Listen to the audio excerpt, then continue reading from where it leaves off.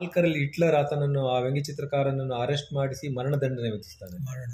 ಆದರೆ ಓಸ ಅವರ ಕಣ್ಣು ತಪ್ಪಿಸಿ ವಿಚಾರಣೆ ಹಿಂದಿನ ರಾತ್ರಿ ಆತ್ಮಹತ್ಯೆ ಮಾಡ್ಕೋತಾನೆ. ವ್ಯಂಗ್ಯಚಿತ್ರ ಆತನ ವಯಸ್ಸು 41 ವರ್ಷ ಮಾತ್ರ. ಇದು ಫೇಮಸ್. ಇದು ಹೌದು, ಹಿಟ್ಲರ್ ಮತ್ತು ಸ್ಟಾಲಿನ್ ಇಬ್ಬರೂ ಸಹ ಇಲ್ಲಿ ನೋಡಿ ಕೆಳಗಡೆ ಶವ ಬಿದ್ದಿದ್ರು ಸಹ ಗೆಳೆಯರಾಗಿ ಅತ್ಯಂತ ಸಭ್ಯರಂತೆ. ಇದನ್ನು ಡೇವಿಡ್ ಲೋ ಬರೆದಿದ್ದಾನೆ.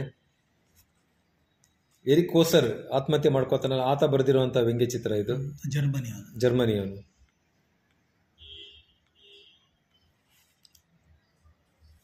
ಕೊನೆಗೆ ಡೇವಿಡ್ ಲೋ ಯುದ್ಧ ಹೆಚ್ಚಾಗ್ತಾ ಇರುತ್ತೆ.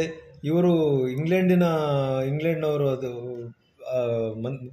ಪ್ರಧಾನಮಂತ್ರಿಗಳೆಲ್ಲ ಹೋಗಿ ಡೇವಿಡ್ ಲೋನ ಕೇಳ್ಕೊತಾರೆ, ಸ್ವಲ್ಪ ದಿವಸ ನೀವು ಯುದ್ಧ ಕಡಿಮೆ ಆಗೋರ್ಗು ವ್ಯಂಗ್ಯಚಿತ್ರ ಬರೀಬೇಡ ನೀನು ಅಂತೇಳಿ.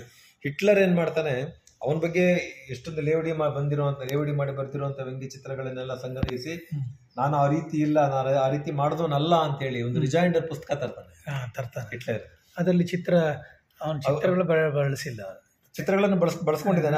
ಅದರದ್ದು ಪ್ರತಿ ನನಗೆ ಸಿಕ್ಕಿಲ್ಲ, ಅದರದ್ದು ಉಲ್ಲೇಖ ಇದೆ. ಅದನ್ನು ಆತರ ಬಳಸಿ ಅವನು ಜಗತ್ತಿಗೆಲ್ಲ ತಿರ್ಸೋದಕ್ಕೆ ನಾನು ಅಂತವನಲ್ಲ ಅಂತ ತೋರಿಸುವಂತ ಪ್ರಯತ್ನವನ್ನ ಮಾಡ್ತಾನೆ. ಈ ಡೇವಿಡ್ ಲೋ ಒಂದೇ ಫ್ರೇಮ್ ಅಲ್ಲಿ ಇಷ್ಟು ಕೆಲಸ ಮಾಡ್ತಾನೆ. ಒಂದು ಈವ್ನಿಂಗ್ ಸ್ಟ್ಯಾಂಡರ್ಡ್ ಅಲ್ಲಿ ಅಲ್ಲ ಸರ್ ಎಲ್ಲ. ಇದು ಡೇವಿಡ್ ಲೋ ಯಾವ ಪತ್ರಿಕೆ? 1939 ಅಲ್ಲಿ ಲೇ ರೈರ್ ಪತ್ರಿಕೆಯಲ್ಲಿ. ಇದರಲ್ಲಿ ನಿಮಗೆ ಹೆಚ್ಚು ವ್ಯಂಗ್ಯ ಚಿತ್ರಕಾರರು ಸಿಕ್ಕೋದು ಇಂಗ್ಲೆಂಡ್, ಆಮೇಲೆ ಫ್ರೆಂಚ್.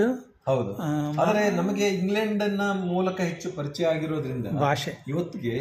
ಹಾಗಾಗಿ ಇಂಗ್ಲೆಂಡಿನ ವ್ಯಂಗ್ಯ ಚಿತ್ರಕಾರರು ಮೊದಲಿಗೆ ಬ್ರಿಟಿಷರ ಮೂಲಕ ನಮಗೆ ಬರ್ತಾ ಇತ್ತು. ಥಾಮಸ್ ನಾಸ್ಟ್ ಆಗಲಿ, ಡೇವಿಡ್ ಲೋ ಆಗಲಿ, ಅವ್ರ ಮೂಲಕ ಭಾರತಕ್ಕೆ ಹೆಚ್ಚು ಪರಿಚಯ ಆಗ್ತಾ ಇತ್ತು. ಈಗಲೂ ಸಹ ಅದರ ಒಂದು ವಸಾಹತು ಆಗಿತ್ತು ಭಾರತ ಮೊದಲು. ಹಾಗಾಗಿ ಇಂಗ್ಲೆಂಡಿನ ಎಲ್ಲ ಪತ್ರಿಕೆಗಳು ಪಂಚಪತ್ರಿಕೆಯಲ್ಲಿ ಬರ್ತಾ ಇತ್ತು.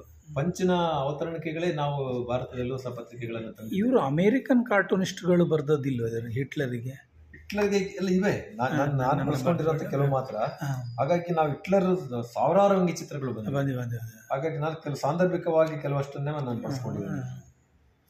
ಇವ್ರ ಹತ್ರ ಹಲವಾರು ಪುಸ್ತಕಗಳ ದಾಖೆಗಳು ಇಲ್ಲಿದೆ. ಪಂಚು, ಕಾರ್ಟೂನು, ಮಣಿಪ, ಇದು. ಇವರು ಹಲವಾರು ದೇಶಗಳಿಗೆ ಸಹ ಹೋಗಿದ್ದಾರೆ. ಯಾವ್ಯಾವ ದೇಶಗಳಿಗೆ ಹೋಗಿದ್ದಾರೆ? ಬಹಳಷ್ಟು ದೇಶಗಳಿಗೆ ಹೋಗಿ ಬಂದಿದ್ದೇನೆ. ಇವರ ಮಕ್ಕಳು ವಿದೇಶದಲ್ಲೇ ಇದ್ದಾರೆ ಈಗ.